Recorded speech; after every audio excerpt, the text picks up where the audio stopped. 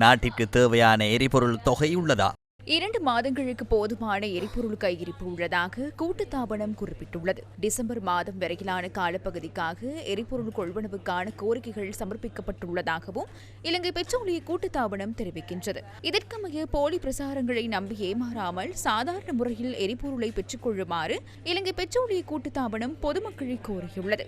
பீப்பாய் மற்றும் பெரிய அளவிலான கேன்களில் எரிபொருள் வழங்கும் நடவடிக்கை ஏன் இடைநிறுத்தப்பட்டுள்ளது?